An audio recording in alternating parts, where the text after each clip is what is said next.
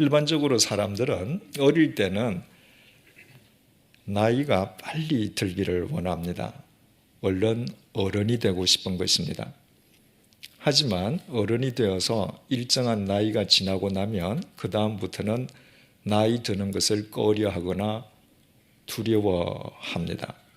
특히 60대, 70대, 80대 이처럼 높은 연령대에 진입하는 나이가 되면 인생 무상, 인생 덧없음을 한탄하기도 합니다.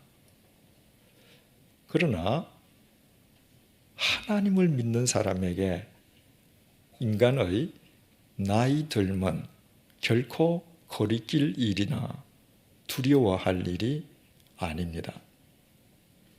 하나님을 경외하는 사람에게 인생은 절대로 덧없지 않습니다. 하나님을 믿는 자가 가질 수 있는 가장 큰 영적 자산은 해마다 쌓여가는 신앙 연륜입니다. 이 다음 하나님께서 우리를 부르실 때 우리가 하나님 앞에 들고 가서 보여드릴 수 있는 것은 이 세상에 속한 그 무엇도 아닌 참된 신앙의 연륜입니다. 우리 가운데에 올 1년 동안에 어떤 분들은 육체의 질병을 그래서 그 질병으로 인한 아픔을 겪게 될지도 모릅니다. 또 우리 가운데의 어떤 분들은 자신이 교회 가던 뜻이 무산되어서 실패의 아픔을 겪게 될지도 모릅니다. 그러나 진정한 신앙인에게 건강의 상실과 실패의 의미는 세상 사람들의 것과는 전혀 다릅니다. 건강은 때로 건강을 상실해 보아야 건강의 소중함을 알게 됩니다. 손가락이 10개 다 있는 사람은 이 손가락이 붙어 있고 움직인다는 것 자체에 대해서 아무런 고마움을 느끼지 못합니다. 그러나 이 10개의 손가락 중에서 1개의 손가락만이라도 잃어본 사람은 나머지 9개 손가락이 붙어 있고 이 손가락이 내가 원하는 대로 자유자재로 움직일 수 있다고 하는 것 자체가 기적임을 비로소 깨닫게 되는 것입니다. 그래서 우리가 하나님을 믿으면서도 때로 하나님께서 우리로 하여금 건강을 상실하는 경험을 하게 하시는 것은 우리로 하여금 영적으로나 육적으로나 한 차원 더 높은 건강한 삶으로 인도해 주시기 위한 하나님의 은혜가 됨을 알게 되는 것입니다. 하나님을 믿는 사람의 실패 역시 마찬가지입니다. 인간의 고름은 아무리 오래 두어도 살이 되지 않습니다.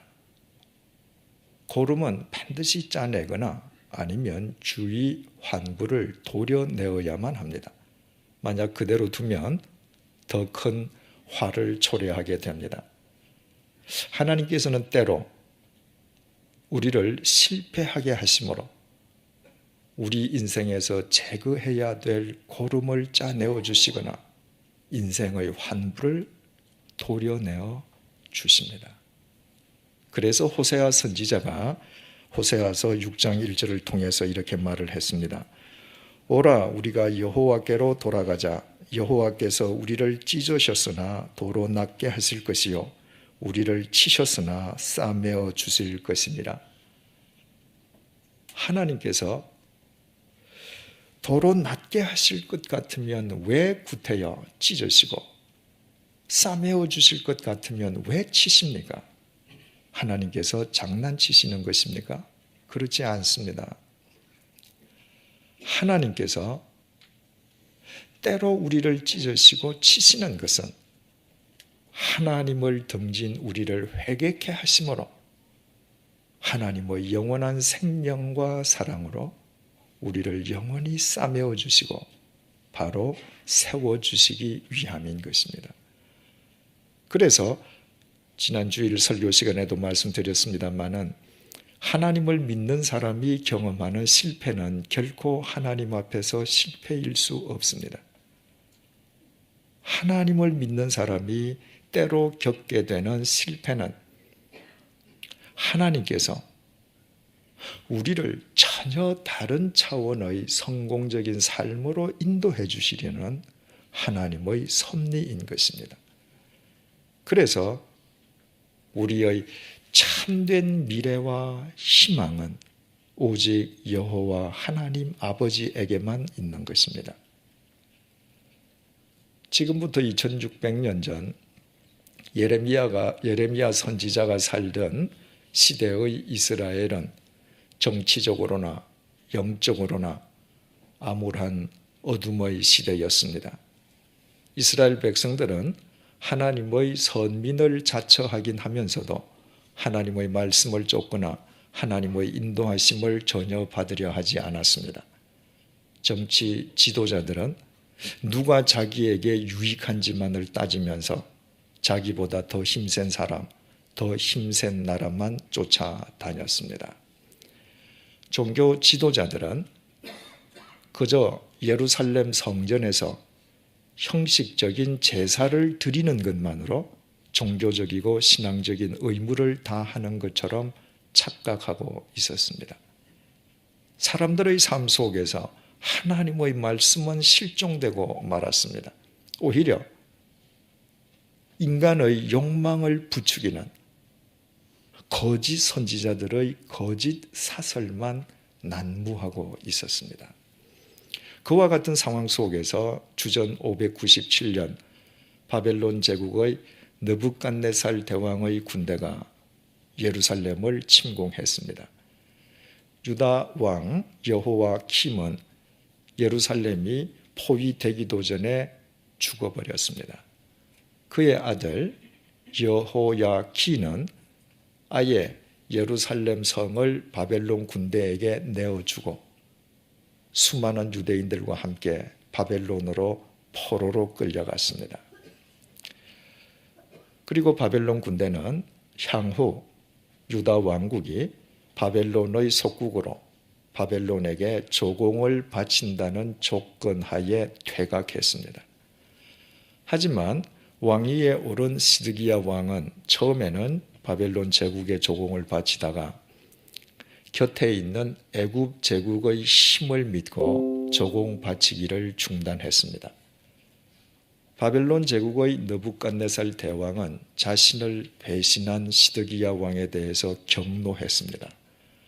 그는 다시 자신의 군대를 예루살렘에 보내었습니다. 결국 주전 586년에 예루살렘은 멸망당했고 또다시 수없이 많은 유대인들이 바벨론으로 포로로 끌려갔습니다. 거룩한 하나님의 성전이 있는 성도 예루살렘이 이방 군대에게 유린당하고 하나님의 선민인 이스라엘 백성들이 이방의 포로로 끌려간다는 것은 포로로 끌려가는 유대인이나 예루살렘에 남아있는 유대인이나 그들 모두에게 크나큰 충격이 아닐 수 없었습니다. 오늘 본문 예레미야 29장 11절은 바로 그와 같은 암울한 시대에 예레미야 선지자가 유대인들에게 전한 하나님의 말씀입니다. 본문을 보시겠습니다.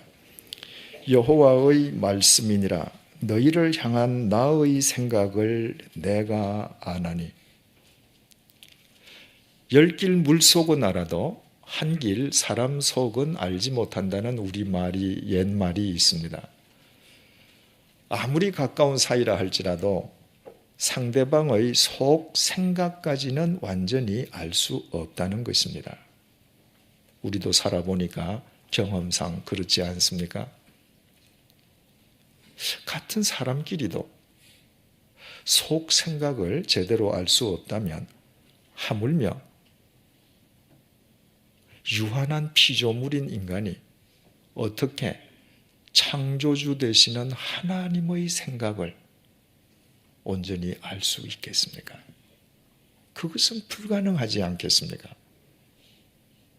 그래서 이사야 선지자를 통해서 하나님께서 이렇게 말씀하셨습니다. 이사야 55장 8절에서 9절입니다. 이는 내 생각이 너희의 생각과 다르며 내 길은 너희의 길과 다름이니라. 여호와의 말씀이니라. 이는 하늘이 땅보다 높음같이 내 길은 너희의 길보다 높으며 내 생각은 너희 생각보다 높음이니라. 하나님께서는 당신의 생각과 인간의 생각의 차이를 하늘과 땅만큼의 차이라고 말씀하셨습니다. 하늘 땅 차이란 끝도 없는 차이, 무한한 차이입니다. 한마디로 인간은 절대로 하나님의 생각을 알 수 없습니다. 그래서 하나님께서 오늘 본문을 통해서 너희를 향한 나의 생각은 내가 안다고 말씀하십니다. 너희는 모른다는 것입니다. 내가 너희에게 나의 입으로 내 생각을 가르쳐 주지 아니하면 너희들은 절대로 알 수 없다는 것입니다. 그래서 하나님께서는 인간이 알 수 없는 당신의 생각을 이렇게 밝혀주셨습니다. 여호와의 말씀이니라. 너희를 향한 나의 생각을 내가 아나니 평안이요 재앙이 아니니라. 너희에게 미래와 희망을 주는 것이니라. 삶의 터전을 빼앗기고 이방에 포로로 끌려가는 유대인들에게 그것은 재앙 중의 재앙이었습니다. 그러나 하나님께서는 그것은 재앙이 아니라 너희들에게 평안을 주기 위함이시라고 말씀하셨습니다. 유대인들은 이제 자신들의 인생은 끝장났다고 생각했습니다. 자신들에게는 더 이상 내일이 없다고 절망했습니다. 그러나 하나님께서는 그것은 너희들에게 새로운 미래와 희망을 주시기 위함이라고 말씀하셨습니다. 유대인들이 그토록 환난을 당한 것은 생명의 근원이신 하나님을 외면하고 욕망에 눈이 멀어서 단 한 번밖에 없는 소중한 자기 생명을 허망하게 갉아먹는 그들을 하나님께서 치심으로 그들에게 새로운 미래와 희망의 삶을 살 수 있도록 그들을 바로 세워주시기 위함이었습니다. 하나님께서 가르쳐 주신 하나님의 이 깊은 생각을 알게 된 이스라엘 백성들은 돌이켜 하나님 앞에 회개했습니다. 하나님의 말씀 속에 살기 시작했습니다. 그리고 하나님의 때가 되었을 때 그들은 하나님의 인도하심 속에 예루살렘으로 되돌아가서 하나님께서 그들에게 약속하셨던 참된 평안, 새로운 미래와 희망의 삶을 누릴 수 있었습니다. 선지자 호세아의 말을 빌린다면 하나님께서는 그들에게 참된 평안을 주시기 위해서 죄에 물든 그들을 찢어섰고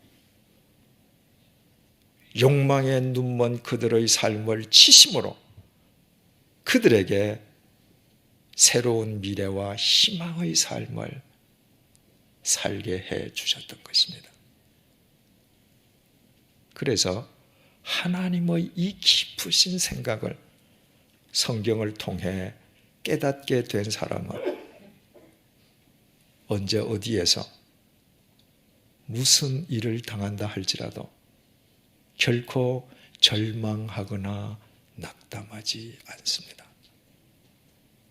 언제 무슨 상황을 만난다 할지라도 그것은 궁극적으로 하나님께서 자신의 삶 속에서 그릇된 부분은 제해 주시고 자신에게 참된 평강, 참된 미래, 참된 희망의 삶을 주시기 위한 하나님의 섭리이심을 믿기 때문입니다.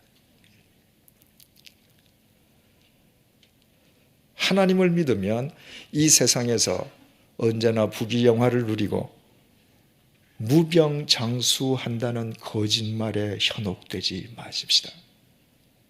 그것은 새빨간 거짓말이요, 절대로 복음이 아닙니다. 만약 우리 인생에 태양만 내리쬐다면 우리 인생은 생명과는 무관한 죽음의 사막이 되고 말 것입니다. 겨울의 맹추위로 병충해를 박멸시켜준 겨울의 언당이 봄볕에 녹으면 그 봄의 땅에 농부들이 씨앗을 뿌립니다. 그 씨는 여름의 태양뿐만 아니라 여름의 비와 바람, 때로는 폭풍을 맞아가면서 꽉 찬 열매로 결실됩니다. 그래서 가을에 수확의 기쁨을 농부에게 전해주는 것입니다. 이처럼 우리 모두의 인생에도 반드시 봄, 여름, 가을, 겨울이 교차되므로 우리의 인생이 하나님 앞에서 꽉 찬 인생이 될 수 있게끔 하신 것은 인생을 창조하신 하나님의 법칙입니다. 따라서 올 1년 동안 우리가 어떤 인생의 계절을 맞든 내가 1년 동안 맞는 그 계절은 하나님께서 내 삶 속에 참된 평안, 새로운 미래와 희망을 주시기 위해서 주셨음을 믿는 믿음이 중요합니다. 그 믿음을 지닌 사람만 올 1년 동안 인생의 엄동설한을 거친다 할지라도,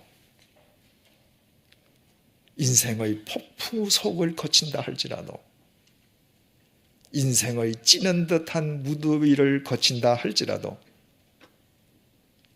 자신의 오늘을 진리로 바르게 가꿀 것이요, 그 결과로서 참된 평안, 새로운 미래와 희망의 실체로서의 내일을 얻을 수 있기 때문입니다. 하나님 안에서 새로운 미래와 희망에 대한 믿음을 가진 사람, 아니 하나님을 자신의 미래와 희망으로 삼은 사람만 오늘 그 희망과 미래의 씨앗을 울면서도 뿌릴 수 있고, 그 사람의 내일만 참다운 희망과 미래로 결실될 수 있고, 그때에만 내일의 집합인 2008년이 새해로 축적될 것입니다. 중국을 오늘날과 같은 강대국으로 부상하는 데에 결정적인 역할을 했던 중국 지도자는 등소평입니다. 등소평은 철저한 낙관주의자였던 것으로 알려지고 있습니다. 모택동의 문화 대혁명 기간 중에 실각당하는 등 수차례 정치적 위기와 핍박을 받았음에도 불구하고 그는 철저한 낙관적인 믿음으로 그 모든 위기를 극복하곤 했습니다. 그가 평소에 즐겨 이런 말을 했다고 합니다. 나는 하늘이 무너져도 걱정하지 않는다. 하늘이 무너지면 키 큰 사람 머리에 먼저 부딪힐 것이기 때문이다. 잘 아시다시피 등소평은 오척단신이었습니다. 어른으로서 그보다 더 작은 사람은 없었습니다. 적어도 어른이라면 모든 사람이 그보다 더 컸습니다.